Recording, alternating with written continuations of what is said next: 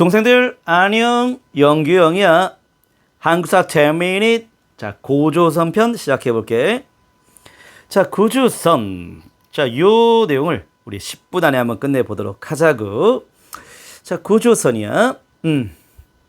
자, 이 고조선은 청동시대를 바탕으로 만들어졌던 우리나라 최초의 국가가 되잖아. 자, 하나씩 꼼꼼하게 살펴보도록 하자. 위서, 고기라고 하는 옛 서적들을 참고해서 삼국유사가 처음으로 고조선을 기록한 거야. 그리고 바로 제왕운기가 계속 고조선 단군 신화에 대한 내용을 소개하고 있지. 자, 삼국유사에서는 BC 2333년에 우리 역사가 시작됐는데 그 역사의 시작을 여고동시라고 하였어. 여고동시는 여요동시라는 말이었는데 중국의 요임금이라고 하는 전설적인 임금이 건국했을 때 우리 단군조선도 시작되었다는 내용이지.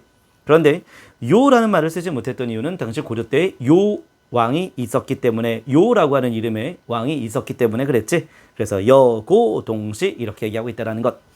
우리 역사에, 고조선의 역사에 유구성을, 아주 오래됨을 반영하고 있는 내용이라 볼 수 있겠어. 자, 단군 신화를 통하여서 당시 어떤 사회라는 것인지를 알 수 있는 내용들 이것 확인할 수 있겠어. 선민사상, 청동기 문화, 농경중시, 계급사회임을 알 수 있는 건데 이 정도 추론은 어느 정도 공부가 다 되었을 거라 생각해.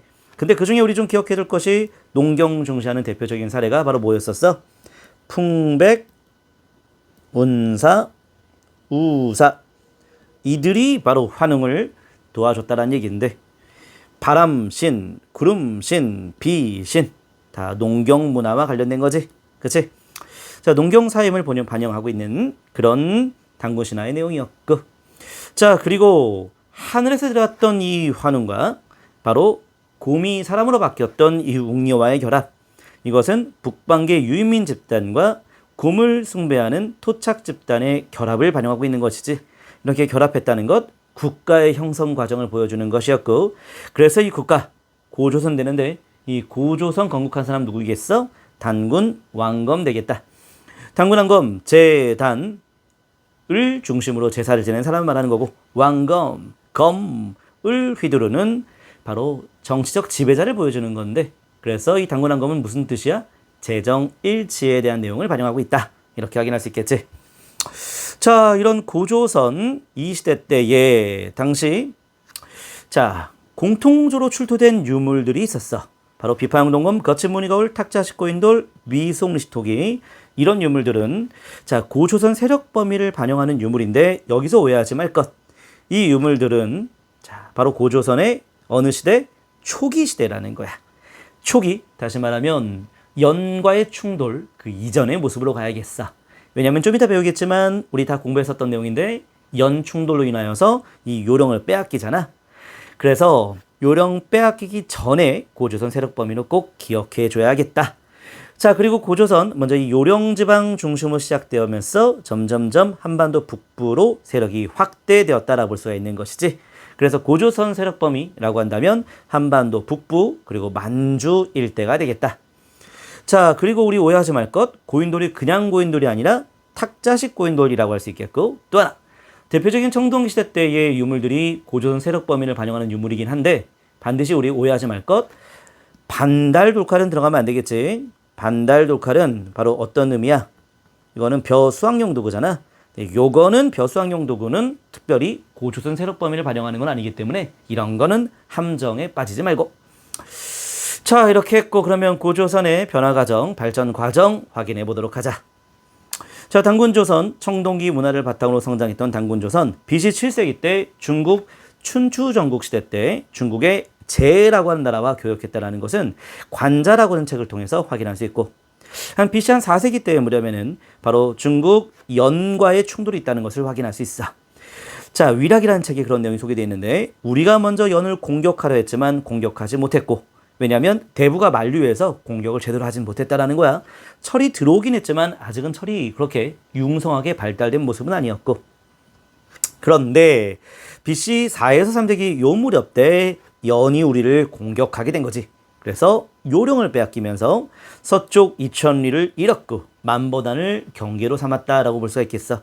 그래서 우리의 중심지가 이제는 요령이 아니라 대동강 지역으로 옮겨지게 되는 건데, 대동강으로 옮겨졌을 이 무렵 때 당시 고조선은 자 이렇게 그 위기 속에서 그 위기를 극복하기 위한 노력을 했다라는 거지. 여러 가지 체제를 정비하기 위한 노력을 했다는 것을 확인할 수 있겠다. 왕의 부자상속, 부왕이 준왕한테 왕을 물려줬었고, 상대부 장군 박사 같은 다양한 관직이 있었다는 건데, 이러한 모습들은 좀 이따 배울 위만조선 때도 있지만, 자 위만조선 때 시작됐다라고 얘기해서는 안 된다는 얘기지. 특히 박사라는 치고는 좀 중요했어. 왜냐면 박사는 지방 장관의 의미라고 볼 수 있겠어. 이렇게 좀 기억하고, 자 상도 좀 알아도, 상 좀 이따가 많이 나오니까 자 이렇게 해서 체제 정비하는 내용을 확인해 봤고, 자 그리고 좀 까다롭게 나온다면 단군조선, 고조선을 반영했던 역사서가 뭐냐라고 물어봤을 때, 고조선, 고려 말 때에 고조선을 처음 기록한 게 삼국유사였고, 바로 제왕기에서도 소개하고 있다. 15세기 고조선 계승한 나라가 바로 조선이잖아. 그래서 조선 건국 초가 되는데, 그때 다양한 책들, 특히 동국통감이 매우 중요했지. 단군부터 고려 말까지의 통사, 동국통감 꼭 기억해 줘야 되겠고, 그 밖에 응제시주, 세종실록 지리지, 동국여지승남, 이러한 다양한 책들에서 고조선을 다 기록하고 있다. 조선 후기 때는 실학이 발전하잖아. 실학은 국학, 즉 우리의 고유의 국사와 국어에 대한 연구를 심화시켰던 시대였는데, 그래서 우리에 대한 역사 연구를 새롭게 하는 과정에서 사만이 우리 역사의 정통이라는 걸 밝혔던 동사 강목이 있는데, 동사 강목도 우리 역사의 시작을 단군부터 봤다라는 거고, 동국 역대 총목이라는 책도 단군을 우리 역사의 시작으로 봤다라는 것을 기억하자. 해동 역사도 마찬가지고. 자 이렇게 해서 자 우리 단군 조선에 대한 내용을 살펴본 건데, 자 이제 위만 조선에 대한 내용을 살펴보려고 해. 자 위만 조선, 위만이 당시 중국의 진안 교체기 때 남하하게 되었어. 처음에는 서쪽 국경 수비를 담당하면서 준왕으로부터 박사 자기를 받았으나, 자 이 위만이 대동강 유역을 점령하게 되지. 왕검성을 장악하게 되잖아. 그때 따라 볼 수 있겠지. 위만이 집권하게 된 거야.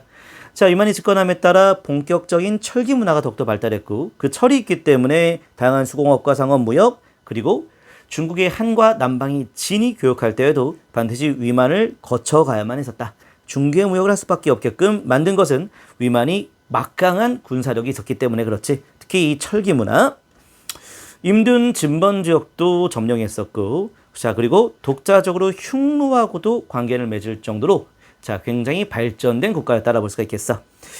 자 그런데 말이야, 위만이 집권했을 때에 당시 위만이 자 본인의 남하를 인정해줬던 바로 준왕을 죽이진 않았어. 그래서 준왕이 남하를 했고, 그래서 남방의 진 사만으로 이어졌다라고 보는 건데, 이러한 역사가 실제 있었다라는 것을 조선 후기 때 밝히게 된 거지. 이익이 밝혔고, 안정복이 동사 강목이라는 책을 통해서 사만이 우리 역사의 정통이다라는 것을 밝혀낸 그러한 자 사상을 바로 사만정통론이라고 하는 건데, 이 사만정통론, 지금까지는 단군에서 기자에서 위만으로 우리 역사가 이어졌다고 봤는데, 바로 조선 후기 동사 강목을 통하여서 사만이 정통이다라고 밝혔던 이러한 시각, 굉장히 중요한 시각이지. 중국에서는 볼 수 없었던 우리만의 독자적인 정통론이다라고 얘기할 수 있겠다. 자 그런데 이제 위만조선 철기를 이렇게 발달시켰던 나라였으나 이제 망하는 과정을 살펴볼게. 자 사실 망하는 과정은 한 나라가 강해졌기 때문에 그래. 자 그리고 한 나라가 굉장히 비겁하게 비열하게 당시 고조선을 공격하고 분열시키는 모습이 나타나게 돼. 자 위만조선 내에서 한 나라에 항복했던 세력이 처음 나타나게 되는데, 그들을 바로 창해군이라고 했었어. 창해군, 한 나라에 투항한 세력이 되는 거야. 아직 위만조선 멸망하기 전이었어. 예맥 쪽 남녀가 주도했던 창해군이 있다라는 것을 확인할 수 있겠다.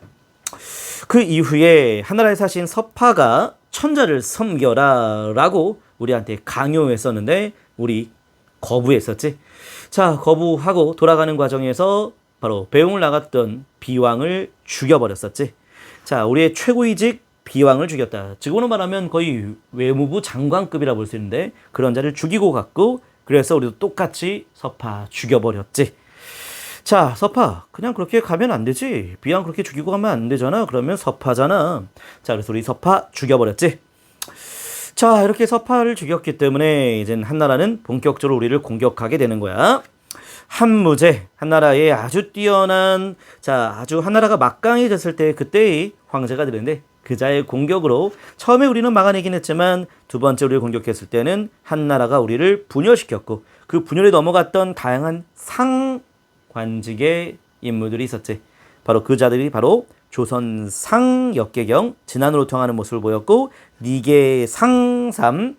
자, 아까 상 기억나지? 상대부 장군 할 때 그 상 바로 한나라의 분열에 넘어갔다라는 얘기지. 그래서 니계상 삼이 우거왕을 죽이는 데에 큰 역할을 하였고, 자, 심지어 이 니계상 삼은 끝까지 고조선을 지키고자 했던 성기 장군이라고 있는데 주전론자지. 이 성기 장군마저도 바로 니계상 삼이 죽여버렸다는 얘기지.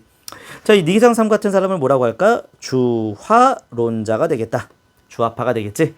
자, 이렇게 되면서 우거왕이 죽게 되었고 성기장군 죽게 되면서 자, 고조선 BC 108년 왕검성이 함락되면서 멸망하게 되는 역사, 안타까운 역사가 되겠지. 이렇게 멸망을 했고 멸망한 이후에 한나라가 우리를 직접 지배하는 4개의 지역을 설치했지.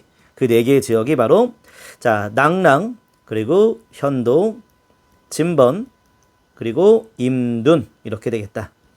우리 아까 전에 진번과 임둔을 위만조선이 점령했다, 복속했다라고 했지만 이 진번과 임둔은 한 사군에 또 한 번 언급되니까 이거 잘 구별할 필요가 있겠다.